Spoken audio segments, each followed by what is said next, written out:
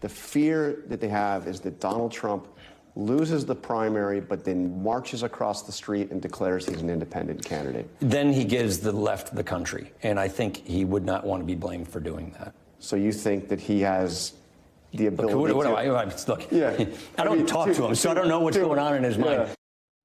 That was former Republican Speaker of the House Paul Ryan on ABC News on Sunday, talking to John Karl. Joining us now, Washington Bureau Chief for Semaphore, Benji Carlin. He's looking into Donald Trump's third-party threat that's looming over 2024. Benji, welcome back to the building. Great to see you. Good to be back. So let's talk about the possibility, before we dig into what it might look like, of Donald Trump actually making a third-party run. A lot of people say, at the end of the day, he's still, for all these protests we're hearing now from Paul Ryan and Mike Pompeo and Bill Barr, he's still the guy. And if he wants the nomination, he's going to get the nomination.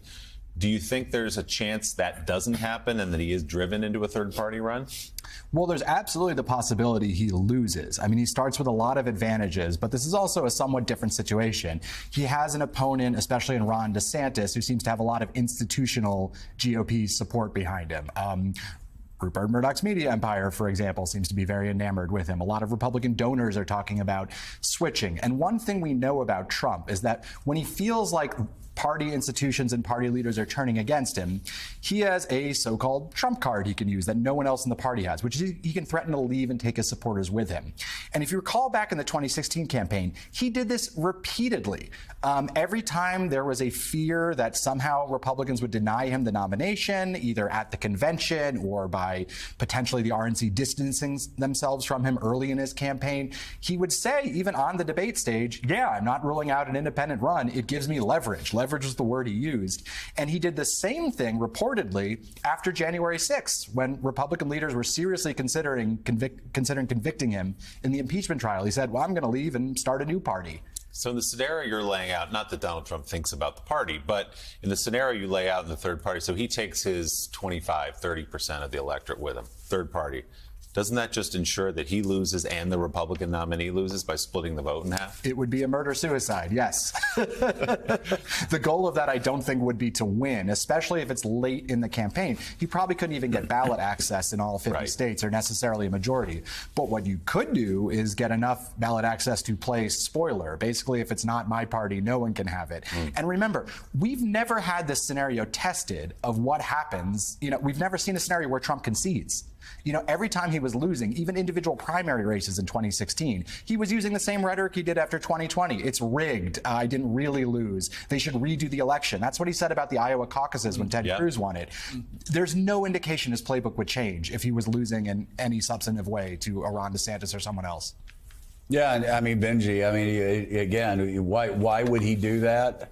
I mean, I'm sure you've talked to other people. Meek and I knew Donald for a decade before he was in politics. And, you know, you don't have to spend a lot of time around him to figure this one out. He would much rather Ron DeSantis lose than win. So if it's, let's say it's Ron DeSantis or it's somebody else that he thinks is insufficiently loyal, I would guess you're hearing from other people that have known him and people in the Republican Party that they understand that he would see DeSantis winning as a bigger loss and bigger setback than him being able to say, hey, I took Ron DeSantis and the Republican Party down.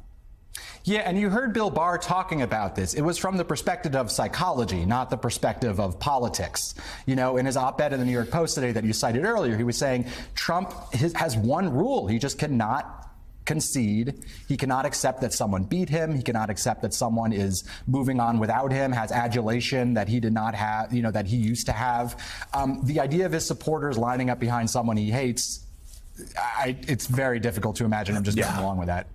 No, I don't see that happening. Jonathan Lemire, you wrote the book, obviously on January the 6th, and on Donald Trump and what a bad loser he is. He was willing to take down American democracy when he lost. Why would he be willing to take down Youngkin or DeSantis or any other Republican that won the nomination over him? Oh, he's going to. There's no chance that he would be a team player here and bow out. If it can't be his, it will be no one's. But Benji, let me ask you this. There's some Republicans I've talked to who in the last couple of weeks say, well, Trump's jumping in early, right? Partially try to clear the field. That's one thought. The other, though, is this idea of trying to get out ahead of a possible indictment. We'll see if that weighs in with Merrick Garland's decisions down the road or not. But some Republicans do wonder if this is Trump jumping out for a while, but though he's a candidate now, maybe he won't be for out, that at some point he may find an excuse or reason to get out of this if he does see that he's losing. So would that be the other path if he doesn't blow up the Republican Party, but he just finds a way to kind of take his ball and go home? Well, it's funny. This was a situation everyone was preparing for in 2016. It sounds extremely familiar, which is that, oh, he's got this good thing going with the Apprentice. He doesn't want to give that up. He has all these deals going, and he also has legal troubles. And I'm sure at some point he'll just find a way to declare victory and drop out. And obviously it never happened. He kept his core supporters. He kept plowing along. I don't find it that plausible that he'd make a face-saving move like that. Semaphores Benji Sarlin. I'm sure we're not anywhere near the end of this story. We'll be talking to you again. Thanks so much. Good to see you.